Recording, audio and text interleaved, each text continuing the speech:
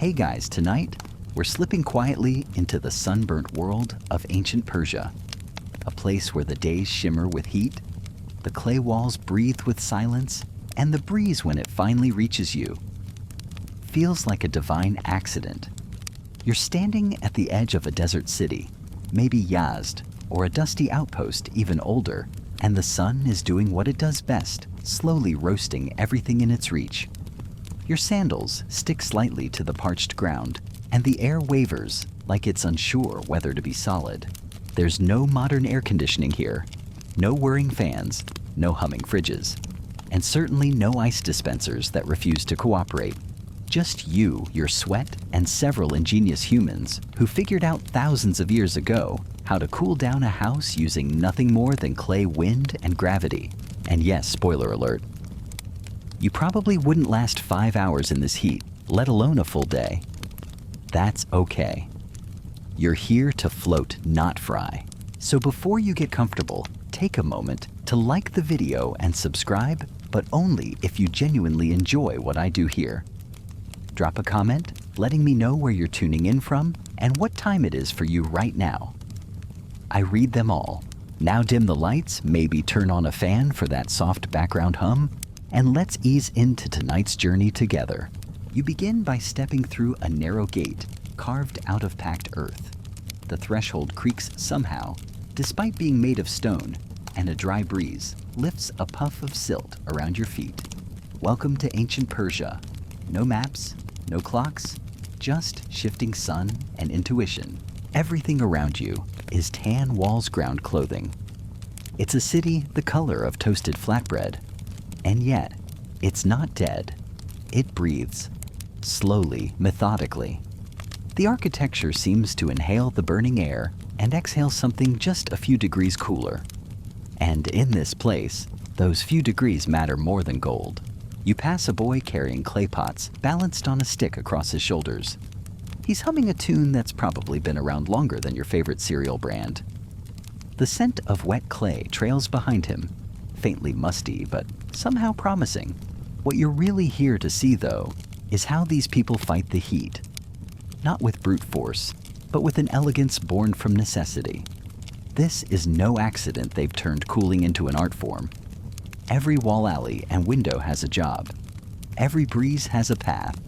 And everyone from the water carriers to the stonemasons to the teenage girl crushing herbs in a mortar knows how the system works. Even if they can't explain it, they feel it.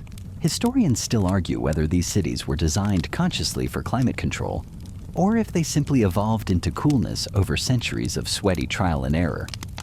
But from where you stand, it feels intentional, like someone once whispered to the buildings, "Breathe for us," and they listened. A donkey snorts nearby, possibly in agreement. You duck into a shaded passageway that curves gently to the left, the ceiling just low enough to make tall visitors stoop. The shade drops the temperature by at least 10 degrees, and for a moment, you wonder if this is what time travel should always feel like. Not jarring or dramatic, just quieter, slower. A woman passes you carrying a bundle of textiles, her robes so light, they seem to hover rather than drape. She gives you a glance that says plainly, "You're not from around here, are you?" and then disappears into a doorway framed by 2 squat trees that look more determined than leafy. The truth is, Persians had to become thermal engineers. You can't build empires in deserts without knowing how to keep your people from boiling. And they didn't just build cities, they built systems. Passive cooling systems that didn't rely on coal or wires or even movement.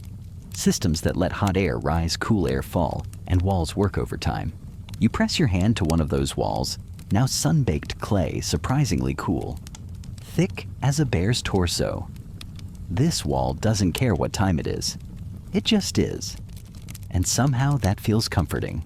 You'll hear a lot about badgers soon, the iconic windcatchers that rise above rooftops like giant chess pieces. But for now, you're just trying to survive the walk. The city is quiet, not empty, but slow. Cats lounge in shadows. Pigeons nest in eaves. Somewhere in the distance, someone is hammering clay tiles into place, and the rhythm feels like a lullaby you're learning in reverse. Your guide for the day, an elderly man with a permanent squint, and a walking stick carved with fish, finally waves you forward. He doesn't say much, just taps the ground once with the stick and starts walking. You follow. Around a bend, a small plaza opens like a secret. A central fountain burbles faintly, barely enough water to sparkle, but enough to signal, this is the cool zone. Kids are chasing each other barefoot along the edge. A merchant lounges behind a stall of crushed dates and salted plums, fanning himself with a folded scroll. You sit on a stone bench under a slanted awning made of woven reeds. Your shirt is damp, your bones are tired, and you begin to understand why every invention here is designed for stillness. Stillness and silence. One woman across the plaza is arranging ceramic pots into a triangle against a wall. Not random. Each pot aligns with an airflow catching wind, cooling water inside. She gives you a nod, not unkind. Don't sit in the sun, she mutters. You nod back, as if you ever would. So here you are, one traveler in a world built to bend heat without fighting it. And with each quiet step, you're about to discover how clay water wind and a little desert wisdom gave birth to something miraculous, a system of cooling so effective parts of it still work today, and no compressors were harmed in the making of this miracle. You raise your eyes, and there it is, your first proper look at a badgear, the so-called Windcatcher of ancient Persia. It's perched on the roof like a watchful tower, tall and proud, with 4 slender openings facing the cardinal directions. No fans, no wires, no motors humming away. Just brick plaster and geometry whispering into the desert air. At first it doesn't seem like much. A decorative chimney maybe. But then the wind shifts, and you feel it, a low, cool breath streaming downward from inside the shaft, like the building itself is exhaling. You step closer, place your palm just beneath one of the air vents, and yes, it's working. There's wind inside the wall. You're looking at one of the earliest known forms of air conditioning, a device that captures desert wind and channels it down into homes and courtyards. And it's all driven by temperature difference and air pressure, not magic, not luck. Just brilliant design.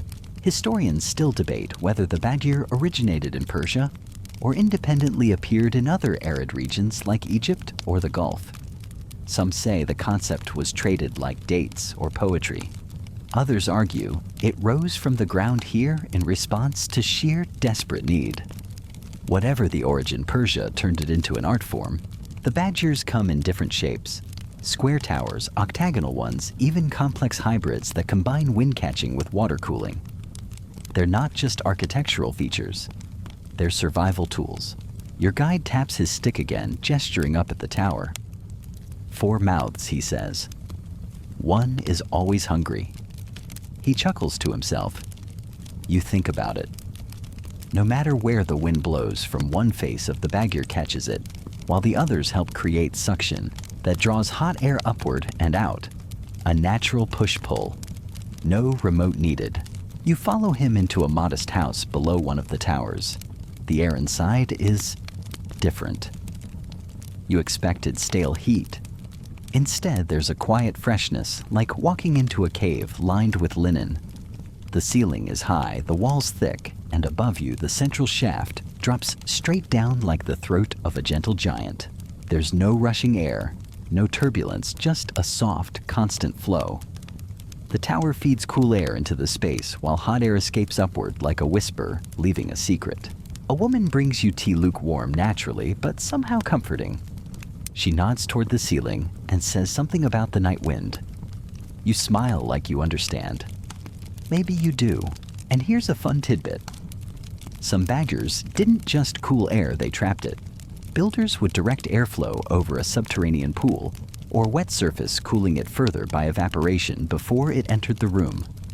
Others used trickling water channels to humidify dry winds. It's passive climate control, with perks. You imagine what this must have felt like during the hottest months when the air outside is shimmering, and inside, thanks to one humble tower, it's a sanctuary. No flickering lights, no fans rattling, just clay breeze and a human being's refusal to suffer silently. You run your hand along the interior wall of the shaft. It's smoother than expected, curved with care to guide the wind gently. No sharp angles, no resistance. Like the tower is coaxing the breeze rather than trapping it. Outside again, you notice something else. There's not just one bad gear. There are dozens dotting rooftops like sentinels, some fancier than others with carved brickwork or turquoise tiles, but all built with the same goal to make the unbearable bearable. And no two are exactly alike. That's the beauty of it. Each bajir is tuned to its house, its alley, its angle to the sun. What works for one corner of the city might suffocate another. These towers are bespoke, handmade, like air couture for your home. As you wander the rooftops, you start to pick out patterns. Taller towers for bigger homes, double towers for shared courtyards, tiny vents tucked into stairwells, even one that seems to have a nesting pigeon as its only tenant. Though to be fair, that pigeon probably picked the coolest real estate in town. The wind today is playful. It swirls around your ankles, then lifts your tunic like it's trying to see what you had for lunch. You laugh to yourself, startling a nearby cat who was absolutely not sleeping, but just pretending to meditate. There's something reassuring about how deeply these systems are woven into everyday life. No separate machines, no switches to flip, just the city itself built to cooperate with the sky. And in case you're wondering, yes, they knew how to shut it off. Simple wooden louvers or woven screens could block the vents during dust storms or cold nights. Like natural thermostats with curtain rods, the wind picks up again a little stronger this time, and you stand near a larger tower, letting the cool air wash over you. For a moment, you close your eyes and imagine being a child here growing up with this breeze, learning to read the wind like a bedtime story. Knowing that your house is more than shelter, it's an ally in a daily war against the sun. Maybe the ancient Persians didn't call it air conditioning, but they'd probably laugh at your electric bills. You duck into a narrow entryway, and immediately the air shifts again, cooler, thicker, still carrying the faintest scent of clay and earth. The temperature here feels 10, maybe 12 degrees lower than what you just escaped outside. No fan, no ice, just walls, and water, and time. This is where the real magic happens. The house belongs to a modest merchant family. At first glance, it's a small earthen home, not much to look at from the outside flat roof. Faded wooden door, a humble pomegranate tree struggling to survive in the corner of a dusty yard. But inside, it's an engineering marvel masquerading as domestic life. You walk into the central courtyard, shaded by awnings, and surrounded on all four sides by thick clay-packed walls. The floor beneath you is a mixture of smooth stone and baked mud sun-warmed, but not burning.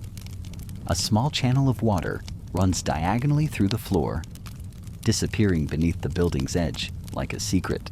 Here, the ancient Persians used more than wind to fight the heat. They used the earth itself.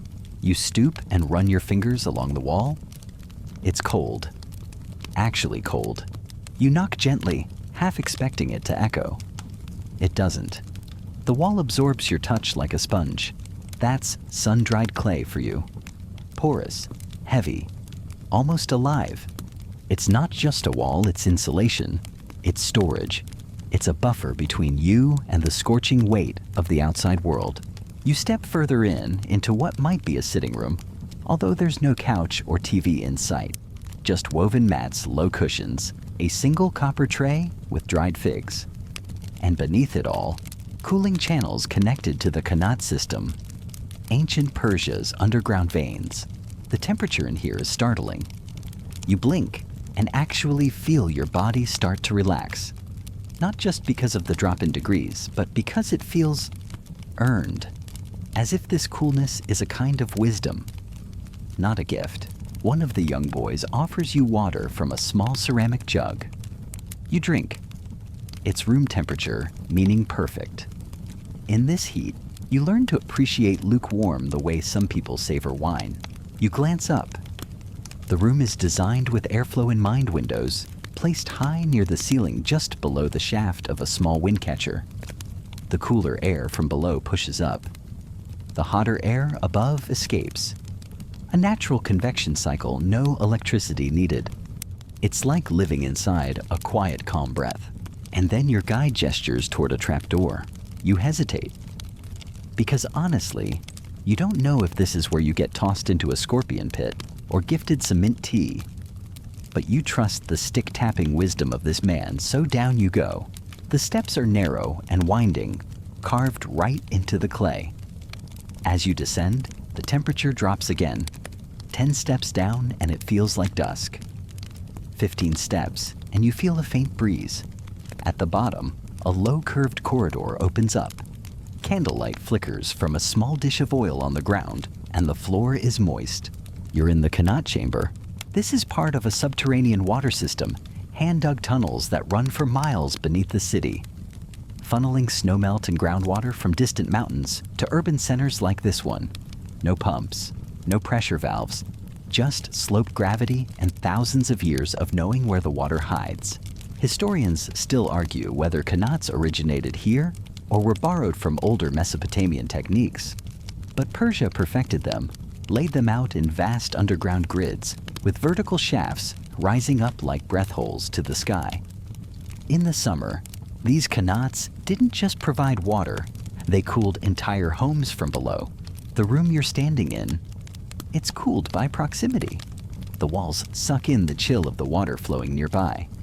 The air cooled by evaporation, and flow drifts up through the home. It's a full-body experience, floor-to-ceiling climate control powered by geology. You kneel and place your hand on a stone near the water channel. It's cold, really cold. Not mountain snow cold, but enough to make you whisper, "Wow," without meaning to. The boy next to you grins like he hears it every day, a fringe detail. Some historians speculate that certain homes stored precious goods here, wine cheese, sometimes medicine. One Persian recipe for yogurt scrawled on a tablet no one was supposed to find includes the instruction, "Keep it in the cool belly of the earth." Makes you smile. You sit for a moment in the quiet, listening to the faint gurgle of water in the dark. It sounds like distant wind chimes or someone whispering in another room. There's something ancient in it, something maternal. You feel like you're inside the planet being rocked gently. Your guide, bless him, taps the floor with his stick and gestures upward again. Back in the home, the air now feels even cooler than before. Not because it's changed, but because you understand it. You see how the air from above and the coolness from below meet in the middle. And you're right in that sweet spot like a date fruit sandwiched between two layers of clay wisdom. You glance around and realize there's no furniture with legs. Everything is low, ground level, cushions, carpets, sleeping mats.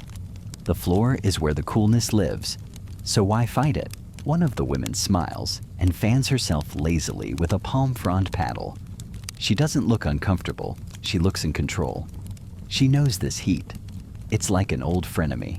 You could sit here for hours, sipping fig water, listening to distant water murmurs, and feeling that ancient earth breath drift slowly across your skin. And you just might. You're back outside now, your sandals coated in a thin layer of desert dust, the sun still high enough to remind you who's in charge. But this time, you're not sweating quite as much. It's not because the sun has cooled. No, that's still doing its merciless job. But because you're standing near one of the most underrated marvels of Persian engineering, the qanat entrance. It doesn't look like much, just a round hole in the ground, ringed by a low dry stacked wall and half covered by a worn wooden grate. It could be mistaken for a well, or maybe an abandoned olive pit. But you've seen what it connects to the underground channels snaking silently beneath the city like cooling capillaries. You crouch beside it, peer into the dark. There's a soft whistling sound, as if the desert itself is exhaling. And just for a second, a cool breath of air brushes your cheek. It's faint, almost teasing, but it's there. Qanats are more than water tunnels. They're temperature regulators, mood enhancers, airflow managers, and in a way they're time machines because the farther underground you go, the more timeless it feels. Historians still argue whether the qanat was a strictly Persian invention, or if it evolved in parallel with water management systems in Mesopotamia and the Indus Valley. Some even whisper about Egyptian influence, but the consensus, Persia made it sing. These systems were dug by hand, not by one guy with a shovel and a dream, but by generations of diggers who carved out inclined tunnels, sometimes for miles, carefully angling the slopes so that water would flow naturally downhill from mountain aquifers to the thirsty plains and cities below. Imagine the patience, the math, the quiet faith that after 30 days of digging in silence, you'll hear the trickle of success.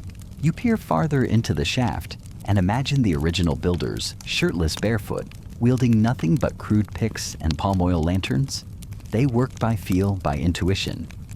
If the air got warmer, they were off course. If it got wetter, they were on the right path. If it stopped entirely, well, they'd know.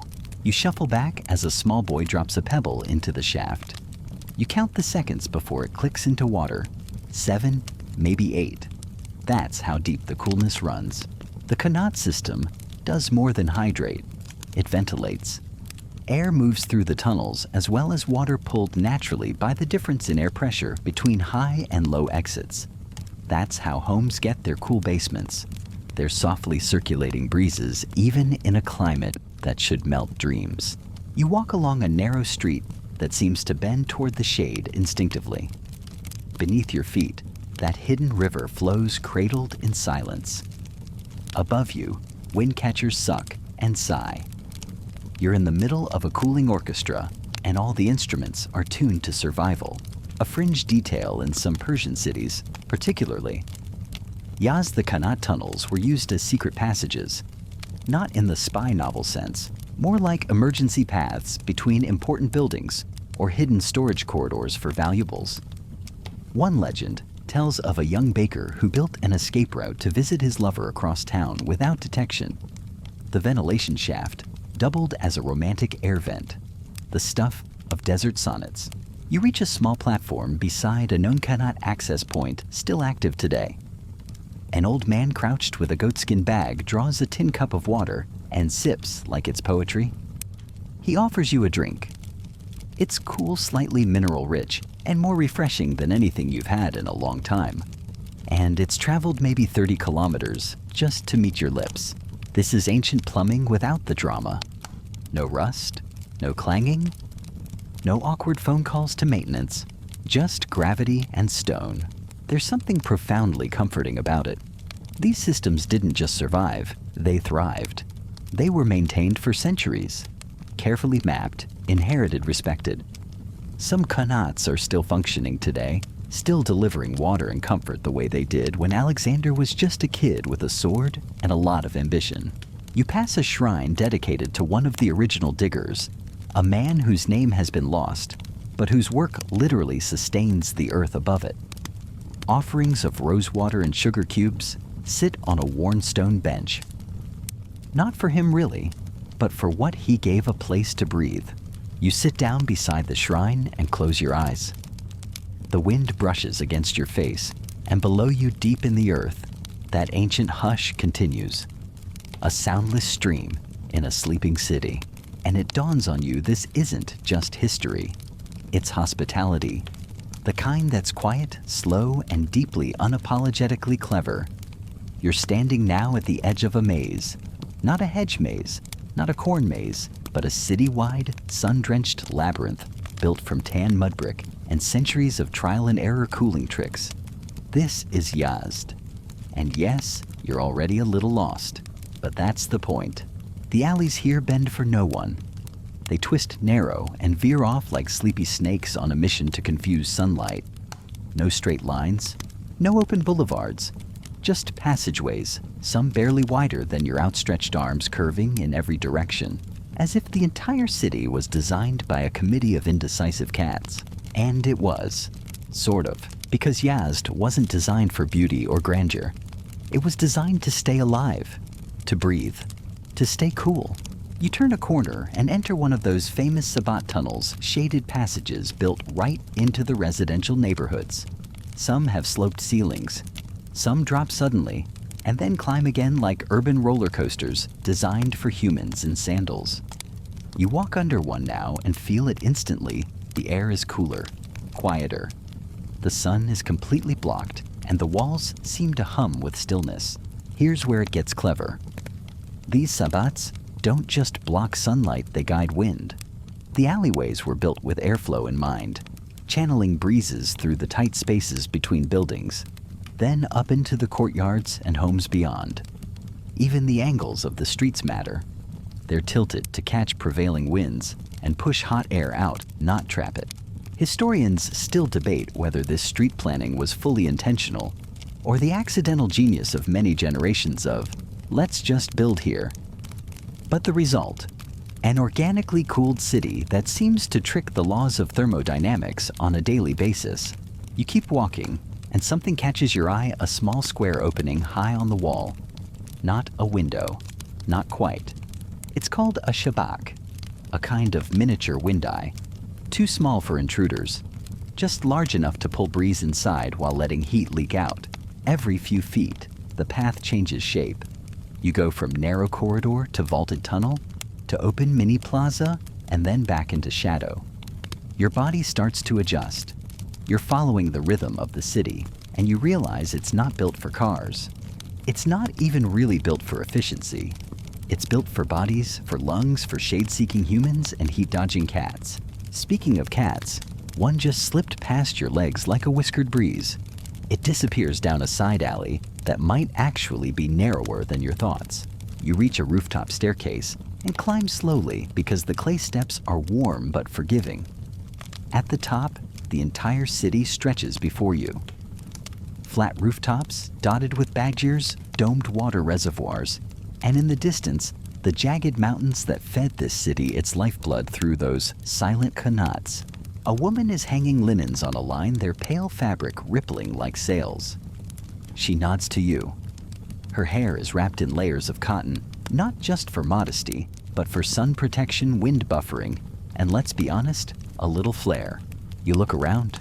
The rooftops are quiet, but not empty. A few families lounge in the corners, shaded under fabric canopies. This is prime napping territory. Rooftop siestas were and still are a thing here. The higher you go, the breezier it gets. And once the sun begins to retreat, families bring up cushions, food, and stories. You stretch out your arms and feel it, a gentle wind rolling in from the mountains, catching the corners of the fabric and carrying with it the faintest scent of dust-baked bread and old rosewater. Now here's a fringe detail that makes you smile. Some alleyways in Yazd have nicknames. Locals name them based on what used to happen there or how the wind behaves. One narrow turn is known as Mother's Elbow because according to a very old woman, it's where the wind tugs at your sleeve like your mother calling you to tea. You find yourself hoping that's true. Another is called the lazy man's corner because it never quite gets the breeze, and so people learn to move on quickly. Today, a man naps there anyway, oblivious. You continue wandering more by feel than plan. That's the magic of Yazid's layout. You don't need a destination. You're not following a map, you're following coolness. The city invites you to wander until you find your own pocket of perfect air. A domed structure appears before you, like a sunlit mushroom of mud brick. It's a water reservoir or Aab Anbar, likely fed by a qanat. You peek inside and find, as expected, it's cool echoing and just damp enough to make your skin feel relieved by association. In one quiet spot, you find graffiti, not spray paint of course, but carvings. Names, dates, little sun symbols. One says simply, "The wind was kind today." You run your fingers over the etched words and think, maybe this is the real air conditioning. Not machines, not ice cubes, just space. Flow, stillness, clay, and 1,000 years of people figuring out how to be less uncomfortable in a place that absolutely should be unbearable. And somehow, it isn't. You're crouched now beside a man whose beard is streaked with white dust, his sleeves rolled past his elbows, hands deep in a bucket of what looks like wet cookie dough. Except it's not dough, it's mud. glorious, useful, life-saving mud. You've arrived at the heart of Persian thermal science, the mud brick. This builder, he insists you call him Parviz, smiles and motions for you to sit on a squat stool. He's shaping a fresh brick, packing the muddy mixture into a wooden mold with careful, rhythmic thumps. Clay, straw, sand, he says in a gravelly voice. That's it. That's the secret. The brick squelches as he lifts the mold.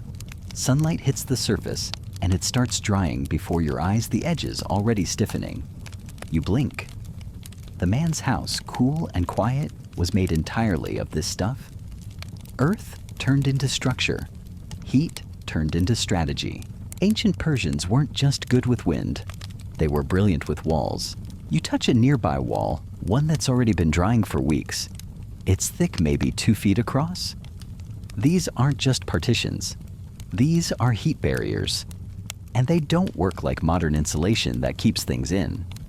These walls absorb heat during the day, store it, and then release it slowly overnight, like a rechargeable battery, but made of dirt.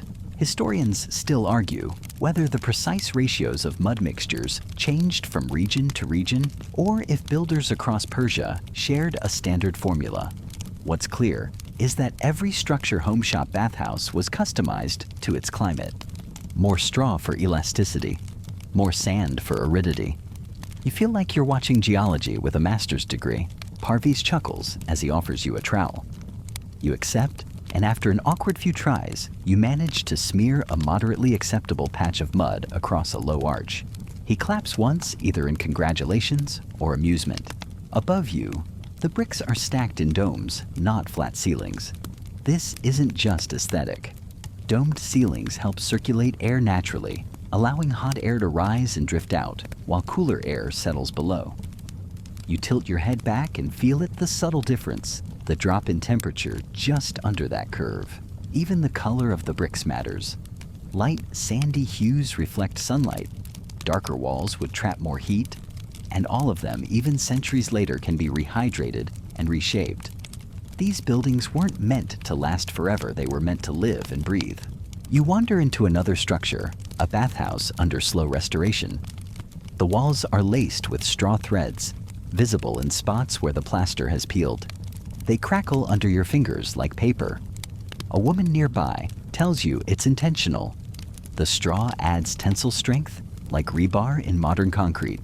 Without it, she says the walls forget how to hold themselves. Outside, again you notice the streets. Even they are designed with clay in mind. The buildings curve inward, overhanging the narrow alleyways, shielding the ground from direct sun. It's all connected walls, walkways, airflows.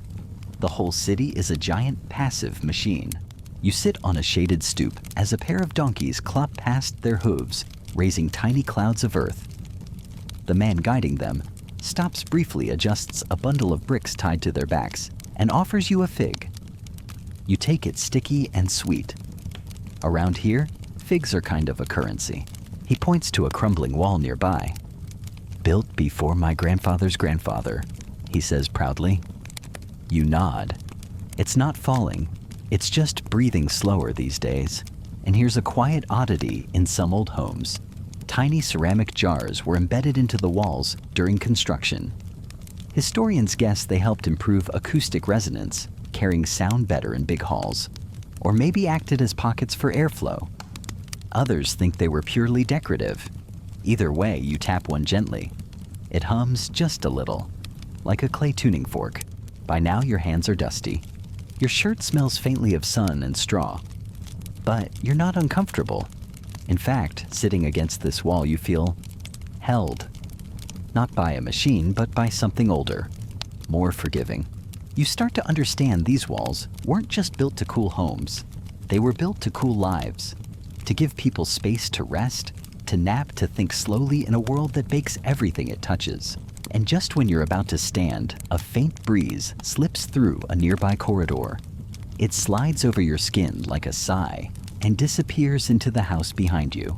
Parviz grins and says, "That's the clay talking." You believe him. You're standing now in front of what looks like a spaceship, built by sand and then half forgotten by time. But this isn't a temple or a palace or some sandstorm-eroded sculpture. This is a yakhchal. A yak what? A yakhchal, literally meaning ice pit, is a massive dome-shaped structure that ancient Persians used to make and store ice in the desert, long before electricity. While the rest of the world was figuring out how not to die of heat stroke, Persia was perfecting popsicle logistics. You tilt your head back. The dome looms like a giant beehive pocked with tiny holes near the top and built entirely from a special mud mixture called sarouj, a waterproof composite made of clay ash, sand lime, and goat hair. Yes, goat hair. Because in ancient engineering, goats were basically duct tape. The structure is silent now, abandoned in its function, but not its grace. Inside, it's dark and cavernous, and the temperature drops immediately as you step through the thick archway. You feel it in your bones. This space was made to fight the sun and win. A narrow ramp spirals downward into the heart of the dome where a wide pit waits. Once, this would have been filled with giant blocks of ice. Not just harvested, but sometimes manufactured. Historians still debate the methods. Some claim Persians directed runoff water into shallow pools overnight during the winter, letting the desert's drastic temperature drops freeze the water naturally. Workers would then gather the ice and haul it into the yakhchal. Others argue there were more elaborate methods using shade and evaporative cooling, even in warmer months. What's not up for debate? These things worked. Some were so well built, they could preserve ice through the hottest parts of summer.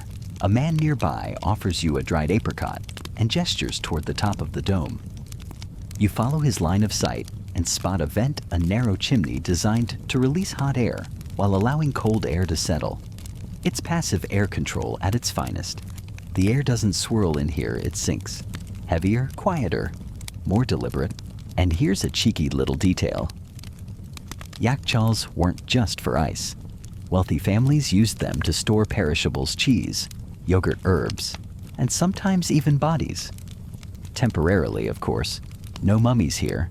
Just practical cold storage for a people who understood how unforgiving the desert could be. You walk around the interior, your footsteps echoing in the hush. The sound is oddly pleasant, like walking in a ceramic bowl. Light filters down through the vent, striping the walls with golden slashes that shift slowly as clouds drift by overhead. You imagine a worker hundreds of years ago hauling a block of ice down the slope, cursing softly as it slipped and cracked. You imagine kids sneaking in to steal cold dates. You imagine a merchant opening the door just long enough to drop in a jar of rosewater, wiping sweat from his brow and sighing with relief. Outside, the sun is back to its usual blinding self. But you're not quite ready to leave. You sit for a moment on the ramp halfway between light and shadow, heat and cool. That's when a local teenager leans in and says, "You know, some people think the ice smelled like goat hair." He grins and runs off before you can ask more questions. You laugh. Maybe it did. As you exit the yakhchal, you notice its placement. It's not in the middle of the city. It's just on the edge, and always on slightly elevated ground. That's because placement mattered. Builders chose spots with optimal exposure to night winds and minimal sun during the day. They dug trenches, built thick walls, and made sure nature did most of the work. One fringe fact: archaeologists discovered that certain yakhchals were aligned with stars, possibly to track seasons or optimize freezing windows. Or maybe someone just liked the way Orion looked above a dome full of ice. You pat the side of the dome as you leave. It's warm but solid, like the belly of a giant desert creature sleeping off a hot meal. It's strange, isn't it? We tend to think of cooling as a modern luxury, something that came with fridges, thermostats, and regrettable power bills. But here in Persia, 2,000 years ago, they were already planning for July, with nothing but dirt, wind shadows, and a deep respect for what the sun can and can't do. You shield your eyes from the glare and walk away imagining yourself returning here, one evening lantern in hand, to fetch a cool jar of milk and maybe, just maybe, some goat-scented ice. The sun is hanging lazily above the rooftops now, like it's too tired to burn at full strength. The city is shifting gears. Everything slows, not that it was rushing to begin with, and people begin to disappear from the streets. Not because it's nightfall, because it's nap time. Welcome to the Persian siesta tradition. You're led up a narrow staircase, one you've walked past 3 times without even noticing. At the top is a flat rooftop covered in rugs with a few wide cushions scattered like lazy cats waiting to be claimed. The breeze is better up here. Softer. It's as if the city exhales in layers and the rooftops get the best breath. A woman in her 40s hair, tied back with a twisted scarf, motions for you to sit. She doesn't speak much, but she hands you a small rolled towel to place behind your neck. You think that's considerate until you lie down and realize, oh, this is precisely the height needed to align your skull with the airflow. These people don't play around when it comes to naps. Persian afternoons, especially during the blistering months, were designed for surrender. After the noon meal, usually something modest like rice with herbs or yogurt with bread, people retreated to rooftops or courtyards to do nothing in the most elegant way imaginable. You're lying on your back now, arms folded over your belly like a benevolent corpse, feeling the warm wind roll across your skin. The fabric of your tunic flutters just slightly, and your eyelids do too. Historians still argue whether this afternoon rest was an organic tradition born of necessity, or if it was formalized during certain dynasties as a kind of social scheduling tool. What is clear is that siesta culture transcended class. Royals napped in shaded gardens. Workers napped beneath carts. Everyone stopped, even the donkeys. You turn your head and see a young boy and his grandmother sleeping side by side under a light cotton sheet, their toes sticking out like parentheses. And here's a tiny cultural detail to love families had nap pillows. Not the stiff, upright kind. These were soft, curved, sometimes stuffed with lavender or dried mint, and often embroidered with family proverbs. One popular inscription reads, "If your words burn hotter than the sun, save them for morning." You let out a quiet laugh and immediately apologize to no one. Above you, a badger turns the breeze like a giant invisible ladle. It stirs the air, sends it sliding down across the rooftop. The movement is subtle, like a cat brushing your ankle, barely there, but persistent. The city itself feels asleep, but not dead, not empty, just slowed. Like it's tuned to a lower frequency. Even the sounds are different. You don't hear the usual clatter of dishes or the sing-song voices of vendors. Instead, you hear cloth-rustling pigeons murmuring, and somewhere in the distance, the unmistakable yawn of a man trying not to sound like he's yawning. You pull your own napcloth over your chest. It's light, but just heavy enough to keep the breeze from tickling too much. Someone hands you a small fan woven from reeds and worn smooth by use. It's not for cooling exactly. It's more like a rhythm guide. You fan once, and wait. Then again, the rhythm of stillness. And here's a fun aside. Elite nap takers sometimes had assistants whose job was to keep flies away with a fan. The original VIP package. One poem even compares a well-timed nap to the pause in a song that makes the next note sweeter. You can't remember who told you that, but it fits. Eventually, your guide returns, not with urgency, but with a familiar tap of his stick. Tap, tap. It's time to move on. You rise slowly, like warm dough. You're not fully awake, but you're not groggy either. Just rested. Like a house that's been aired out. The woman with the scarf gives you a knowing look, points at your shirt, and chuckles. It's clinging to your back in that way fabric does after a nap in humid heat. You nod. Dignity is optional here. You descend the stairs quietly barefoot, padding like a ghost. You notice that everyone else is waking up too, but no one speaks yet. There's a sacred quiet to the post-siesta city. You don't want to be the first voice to break it, and you don't have to, because just then, from somewhere behind a shaded balcony, a man with a slightly cracked lute starts strumming a few sleepy notes. The sound drifts out like a memory you forgot to remember. It's officially afternoon again. You're strolling now through a garden. But not just any garden. This one smells like a cloud of perfume that forgot how to be polite. It's lush green and fragrant, tucked behind high clay walls that barely hint at the sensory magic inside. Welcome to a Persian bag. The scent hits you before the color does. First, it's rosewater light, sweet, almost drinkable.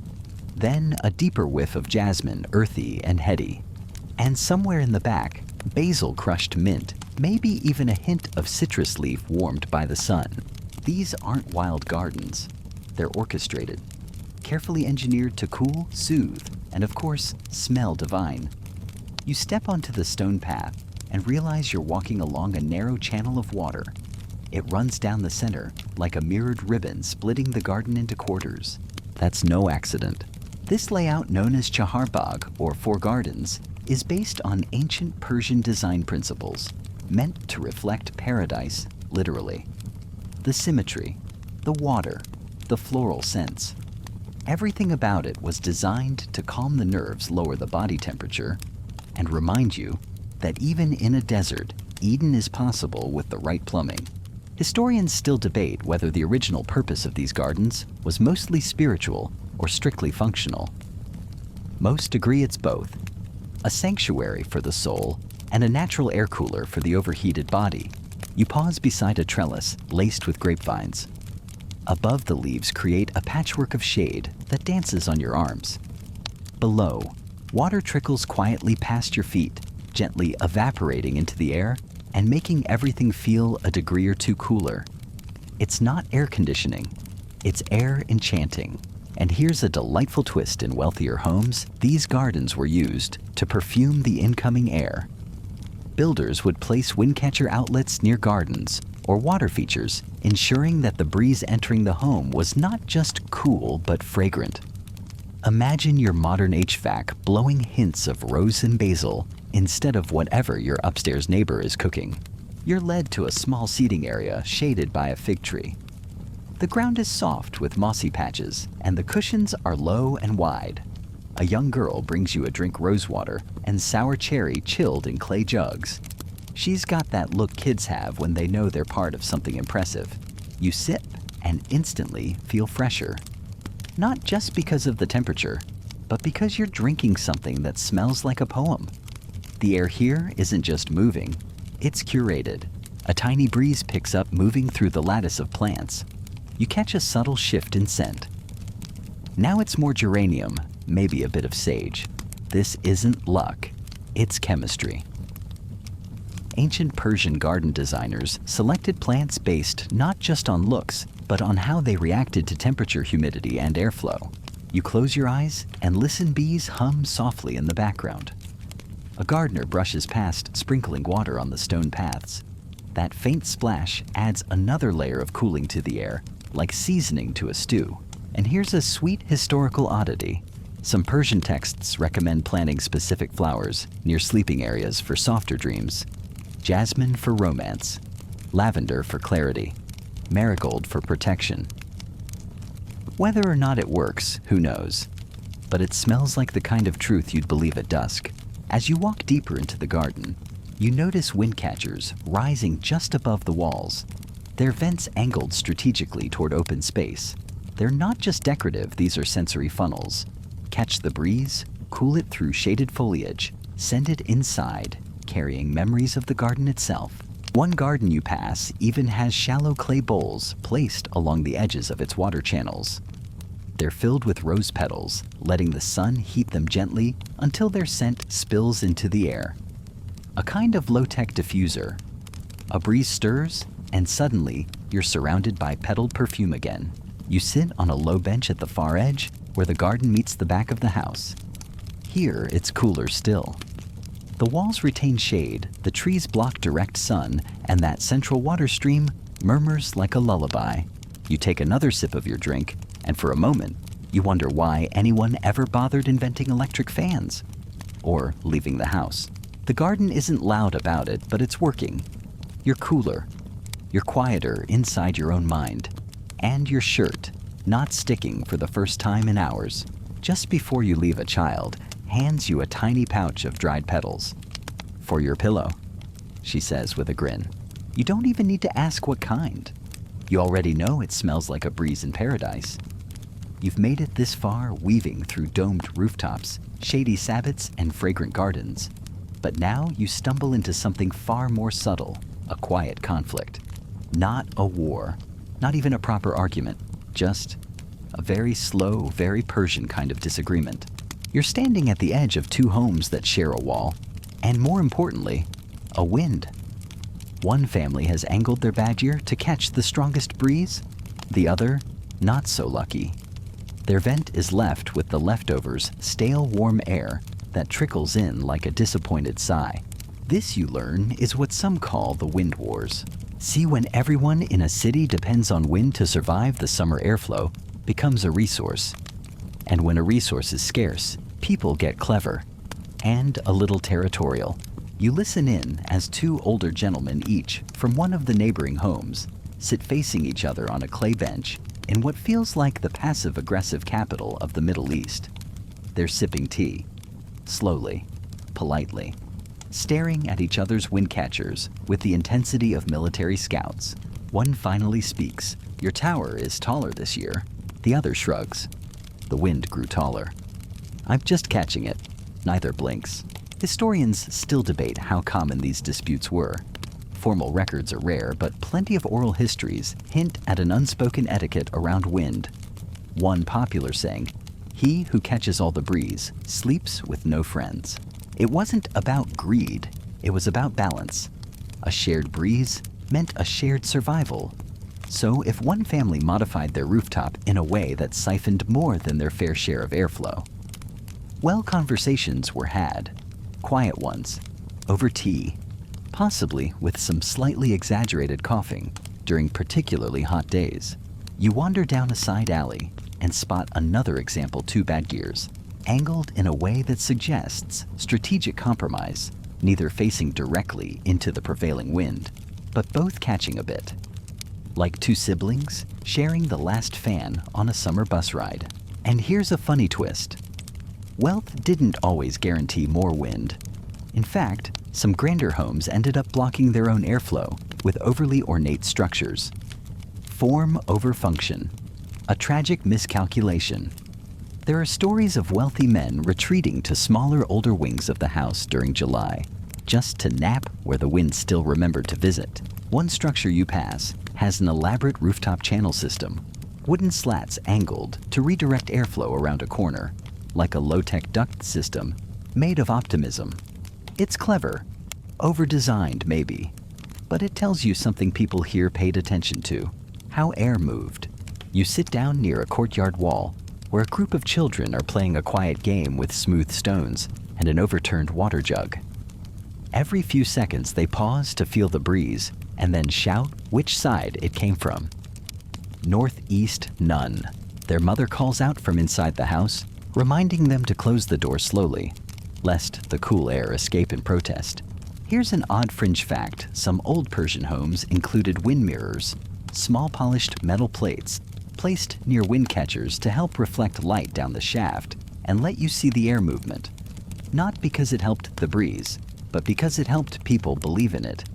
And maybe that's enough.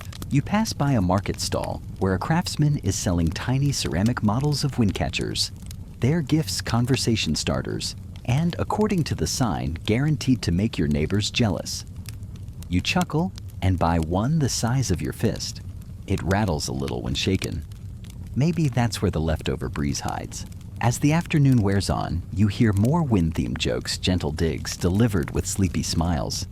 Someone claims their cousin married into a richer family just for the Western exposure.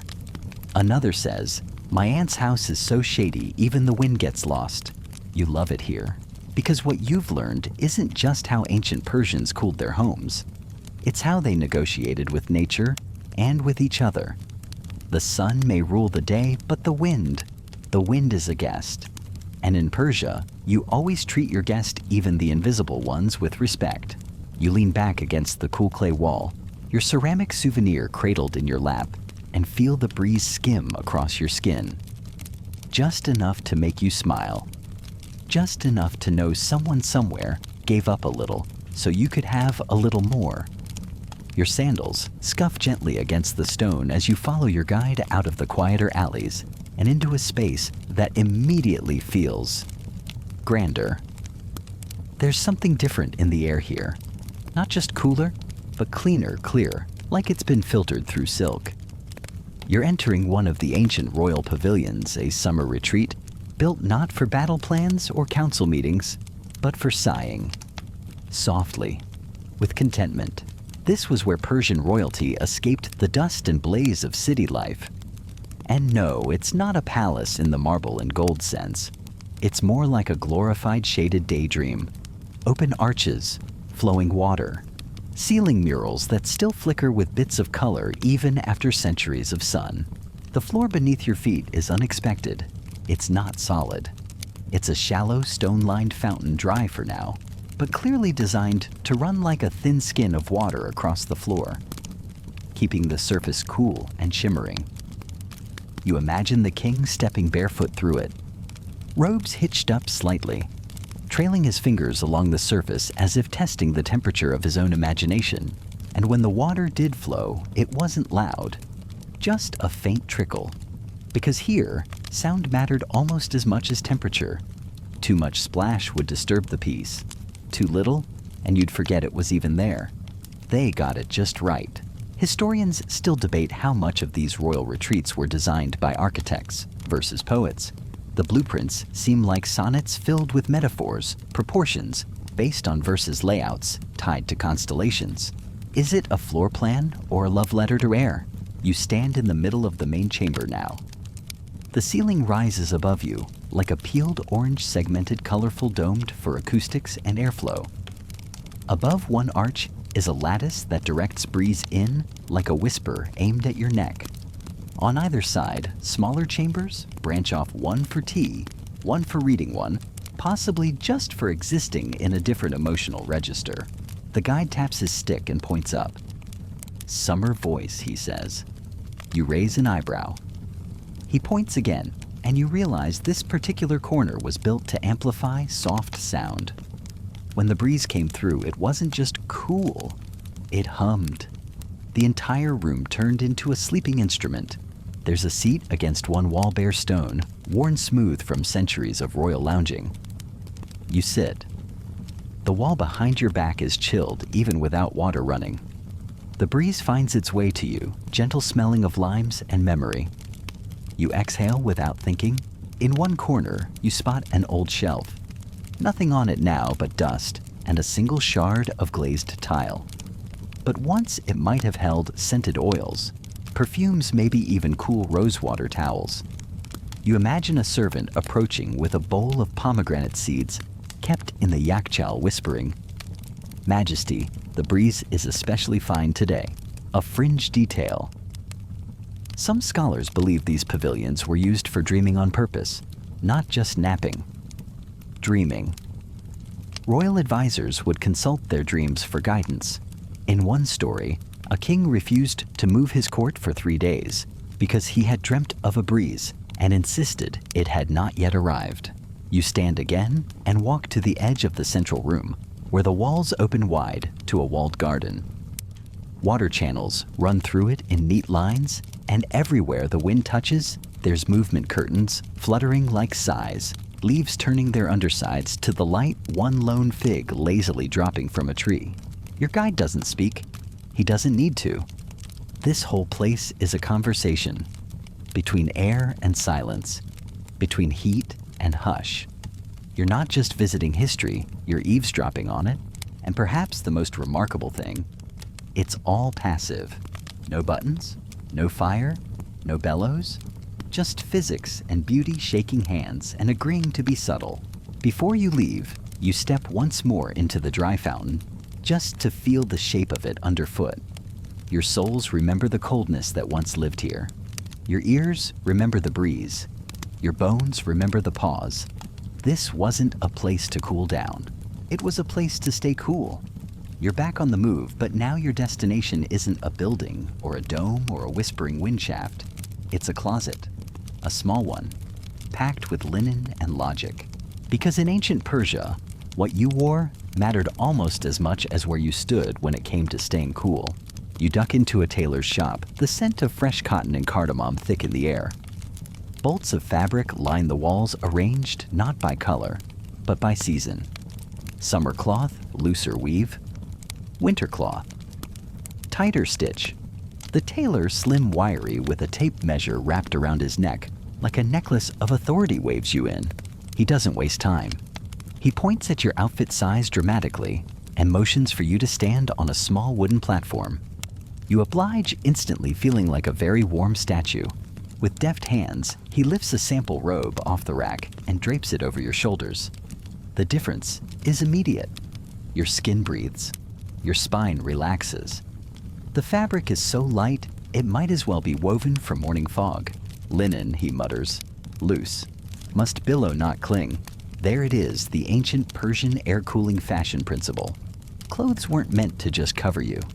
They were meant to create space. Air had to move, to circulate, to flirt with your arms, drift across your chest, and vanish through the folds. Tight clothes. Those were for punishment or pride, not practicality. Historians still argue about the exact fiber blends used for desert garments. Some say it was all linen and cotton. Others believe silk made quiet appearances in higher classes, used not for luxury, but for its surprising breathability when woven thin. One disputed manuscript even describes a silk caftan hybrid as said to move like river water and cool like mountain shadow. You're fitted now in a flowing white tunic, loose trousers, and a sash that the tailor insists you knot to the left because the breeze likes an exit. You nod solemnly. This feels important, and it's not just fabric they paid attention to color. Light tones were favored, of course, not because they looked clean, but because they reflected sunlight. Whites, beiges, pale blues. You see a child dart past in a robe so bright it nearly glows against the clay walls. Heat deflected. You catch sight of a small display, a row of sandals, each with slightly different strap patterns. The tailor explains that some were designed to allow more dust to fall out. Others were shaped to guide airflow between the toes. The concept of ventilated footwear was alive and well long before athletic shoe commercials. He hands you a woven head covering, folds it twice, and demonstrates how to wrap it loosely, not tight around your head, leaving one flap to trail behind you like a curtain for the neck. This isn't just fashion. This is shade on demand, one delightful fringe tradition. Some wealthier families scented their summer garments, not overwhelmingly, just hints. Rosewater for elegance, basil for freshness, a few drops on the hem or a dab on the collar. That way, when the wind caught your clothing, it carried not only coolness, but a little personality. You step out into the sun again, now clothed in pure comfort. The difference is astonishing. The air doesn't feel like a threat anymore. It feels like an ally. You walk more slowly now, not from exhaustion, but from intention. Your robe flutters like it's in conversation with the breeze. A young vendor calls out to you. Too hot for tourists today, he jokes. You smile. Not this tourist. Not anymore. You find a quiet corner near a shaded bench where other passers-by are resting. You notice their clothing now, how it moves, how it breathes, how even the elderly man napping under the pomegranate tree has positioned his sash for maximum draft. It's a language, one not written down but learned by living here. The wind doesn't just pass through the city, it reads the folds of your tunic like Braille. It knows where to go, if you let it. Before long, your guide returns, raising an eyebrow at your upgraded ensemble. He nods once, approvingly. Now you look like someone who listens to the air, he says. You do. And as the next breeze brushes across your neck, cool and sweet, you realize this isn't just clothing. It's architecture for your body. You're resting beneath a clay awning now, watching something curious unfold in the alley. Just across from you, a procession of animals. But these aren't beasts of burden plodding to market or noble steeds galloping to glory. These are desert specialists, cooling experts, airflow aficionados on 4 legs, and they know exactly where the best breeze is. A camel settles itself under a canopy in the most strategic patch of shade you've seen all day. right at the intersection of two narrow corridors where the wind tends to kiss the ground. Not accidentally, deliberately. It groans once, flutters its long eyelashes, and exhales like a yoga instructor on break. You're beginning to notice a pattern. Persian animals weren't just passive parts of the landscape, they were part of the cooling system. Built-in thermoregulators with instincts as finely tuned as any windcatcher. Take that camel, for instance. Thick fur on top, thin underneath. It reflects heat above and releases warmth below.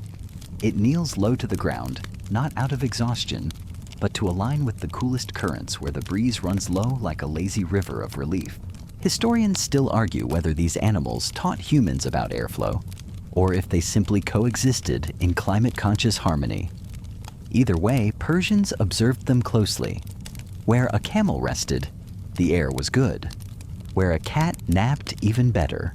You glance to your right, and sure enough, there's a cat stretched out like a melted coin on the cool tiles of a shaded threshold.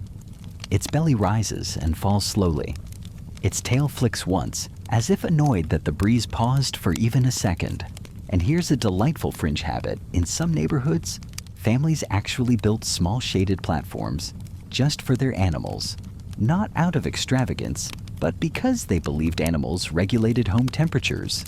If your cat refused to enter a room, maybe the air was too still. If your goat parked itself beside your sleeping mat, congratulations, you'd found the sweet spot.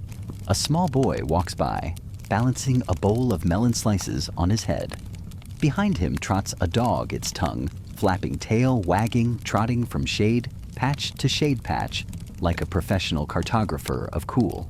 You're invited into a courtyard now, and something adorable greets you, a group of chickens, nestled in the shadow of a low wall, fluffed up just enough to insulate from radiant heat, while staying low to the draft line.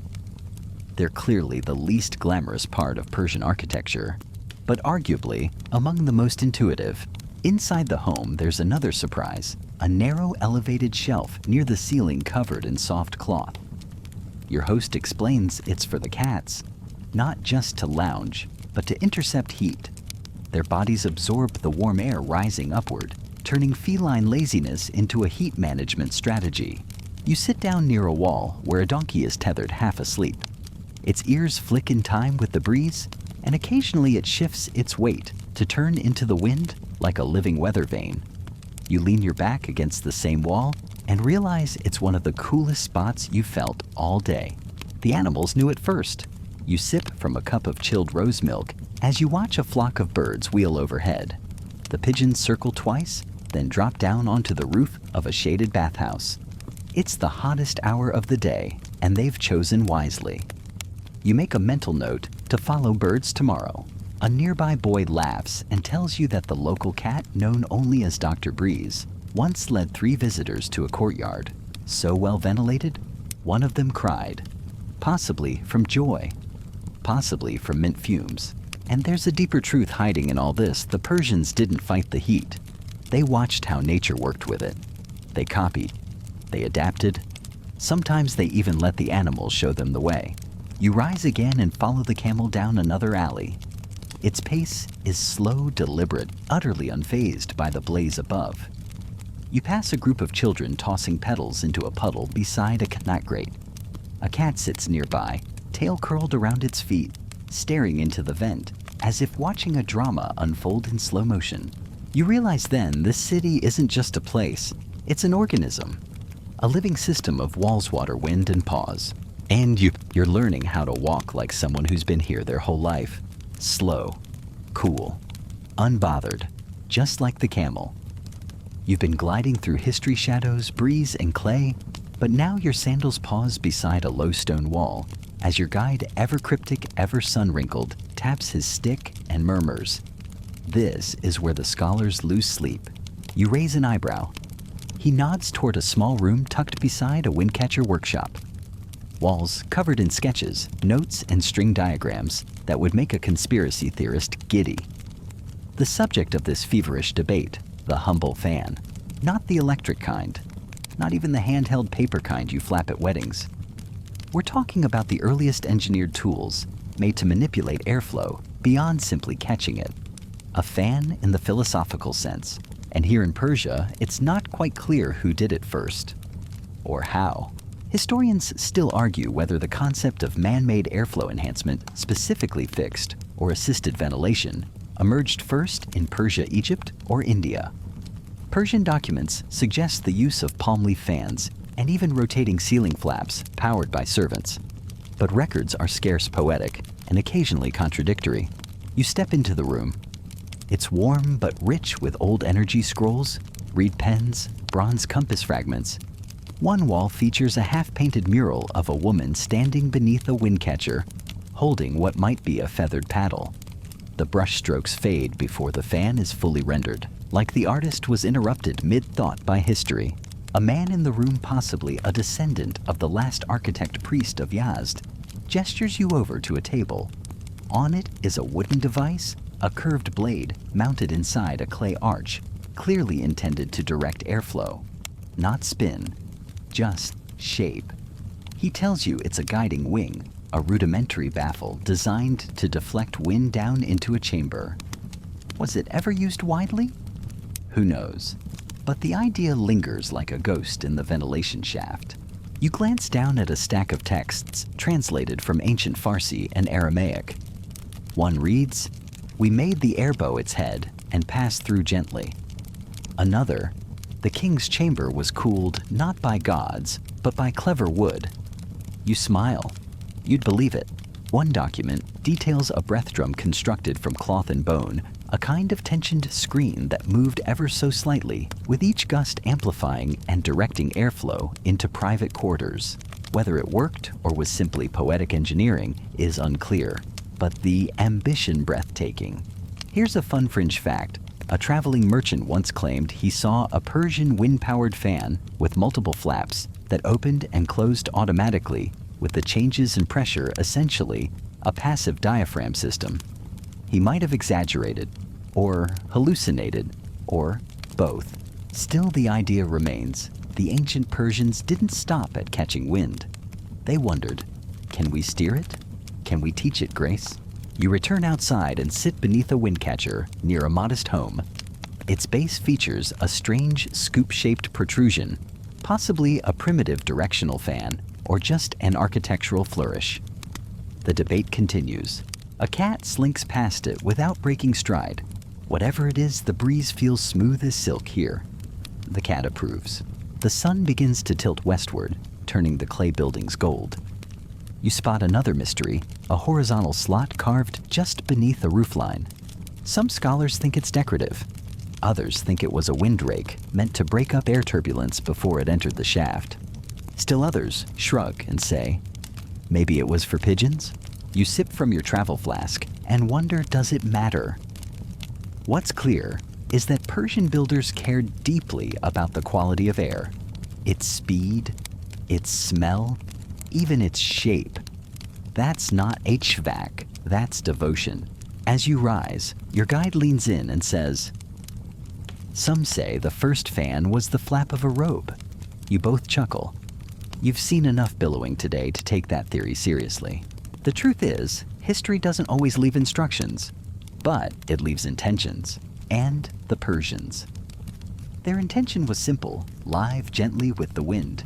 You've wandered through windcatchers, chilled domes, shady alleys, and clothes that flutter like invitations.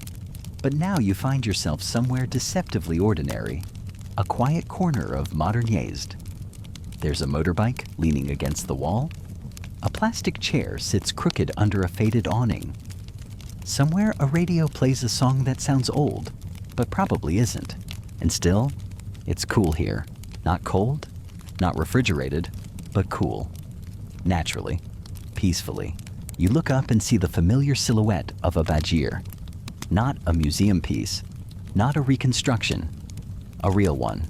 Still standing, still working. This is where the past and present overlap, like two hands pressed together in silence. The clay is a little worn. There's a power line stretching across the top, but the principle remains. Wind comes in, heat goes out. You step into a small shop, maybe a tea house, maybe someone's living room. Hard to tell. The walls are thick, The light is soft. A boy brings you a glass of something pink and chilled and sweet. Rose and sour cherry again. You're developing a taste for it.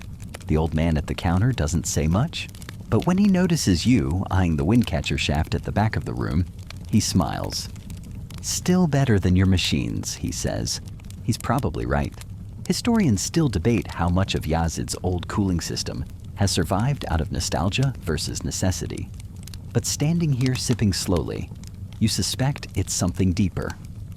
These structures aren't relics, they're partners, still offering shade breeze calm.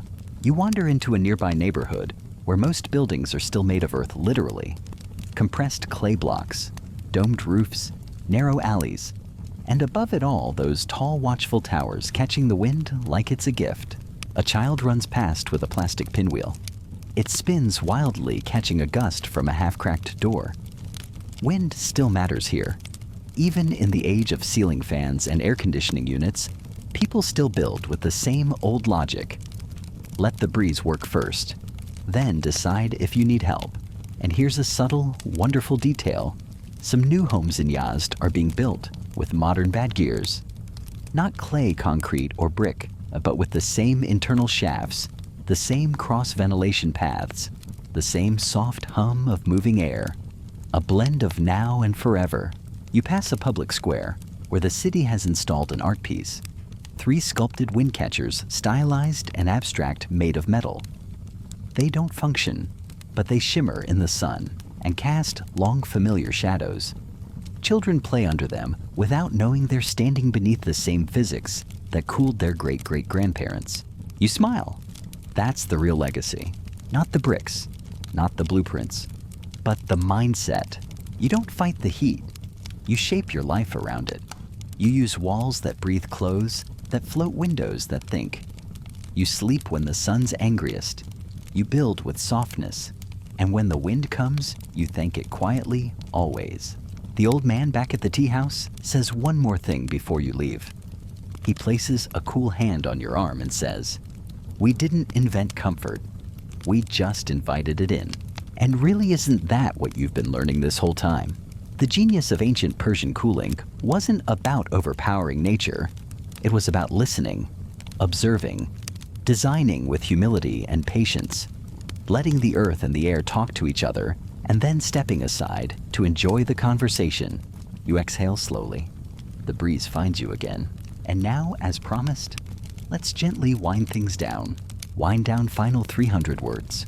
Let yourself imagine it now, the breeze slipping through a narrow shaft, drifting over cool clay, wrapping softly around your arms. The sun is still out there somewhere, but here in this space you are shaded, sheltered, safe. You're lying back against thick walls that remember the cold from hours ago. Your clothing moves slightly with the air.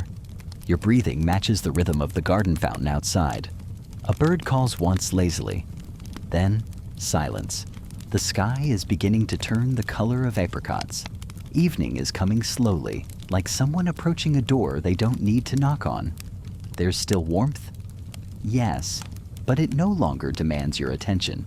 It simply exists. Like a memory, you take one final sip of cool sweet water. Your eyes soften. Your chest rises and falls. The breeze passes again, not louder, not faster, just present.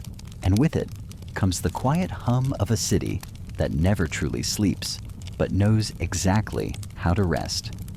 A place that learned long ago that peace isn't something you find. It's something you build, brick by brick, breath by breath. Let the clay hold you. Let the wind wrap around you. Let the stillness be enough. You're cool now? You're quiet? You're home.